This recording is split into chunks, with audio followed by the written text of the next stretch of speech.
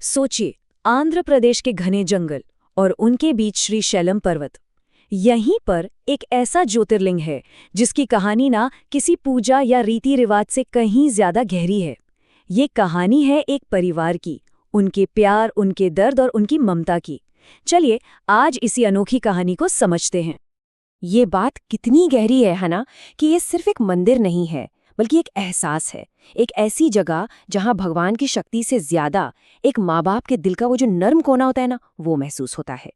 ये कहानी हमें पूजा पाठ से भी आगे ले जाती है और प्यार के उस रूप से मिलाती है जो शायद भगवान का सबसे सच्चा रूप है। तो कहानी की शुरुआत होती है भगवान शिव और देवी पार्वती के परिवार से।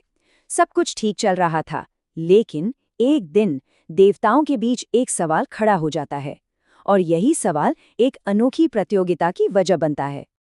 सवाल बहुत सीधा सा था, दोनों बेटों में से बेहतर कौन है। अब इस सवाल का जवाब कैसे मिले? तो माता पार्वती ने एक प्रतियोगिता रखने का फैसला किया।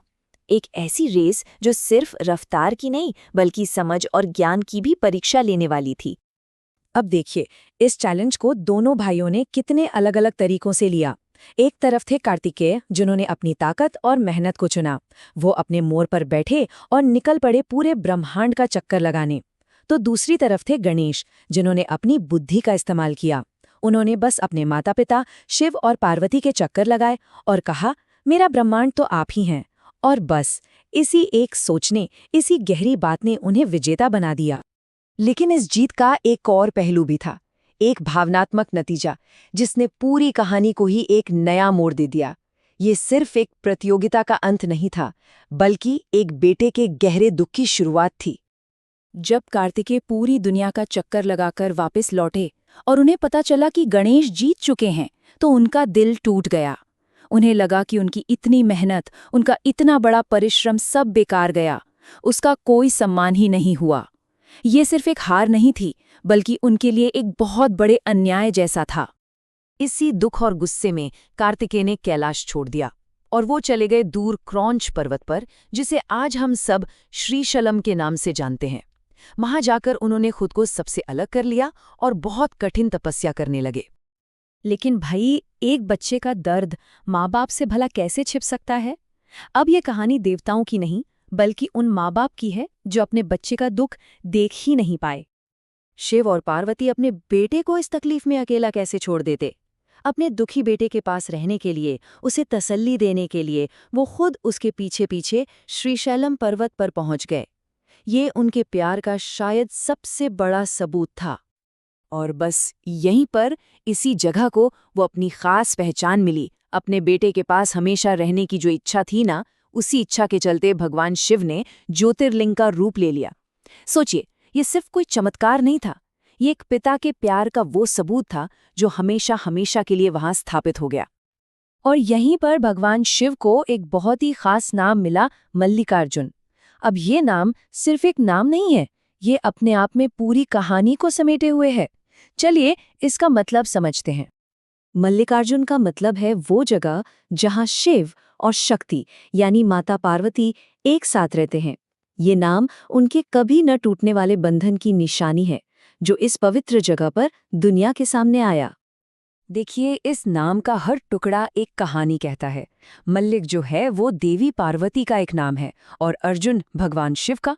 तो इस तरह मल्लिकार्जुन नाम में माँ और पिता दोनों का प्यार शामिल है, जो अपने बेटे के लिए एक हो गए।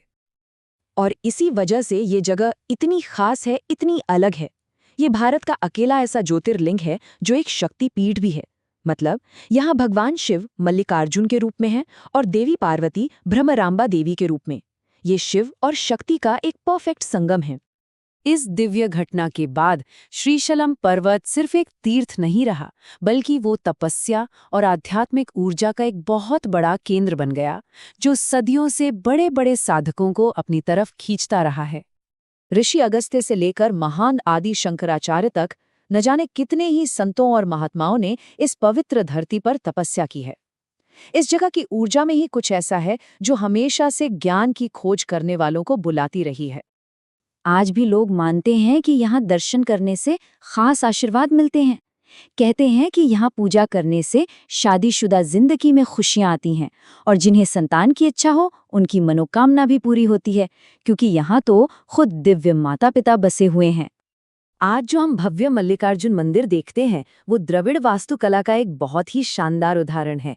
हर साल लाखों लोग यहाँ आते हैं उसी कहानी और उसी प्यार को महसूस करने के लिए जो इस मंदिर की नींव में है। तो इस पूरी कहानी का सार क्या है? इससे हमें आज क्या सीखने को मिलता है? असल में ये कहानी एक बहुत ही गहरी लेकिन सीधी सी बात बताती है। ये हमें सिखाती है कि भगवान सिर्फ मुश्किल नियमों या पूजा पाठ में नहीं बल्कि सच्चे प्यार और दया में बसते हैं। ईश्वर का सबसे बड़ा रूप तो माँ बाप का प्यार ही है, जो हर गलती को माफ करके हर दुख में अपने बच्चे के साथ खड़ा रहता है। और आखिर में ये कहानी हमारे लिए एक सवाल छोड़ जाती है, क्या भगवान सिर्फ एक शक्ति है जिनकी पूजा की जाए, या फिर वो एक गहरा एहसास है जिसे महसूस किया जाना चाहिए? शायद मल्लिकार्जुन की कहानी का असली मतलब यही है।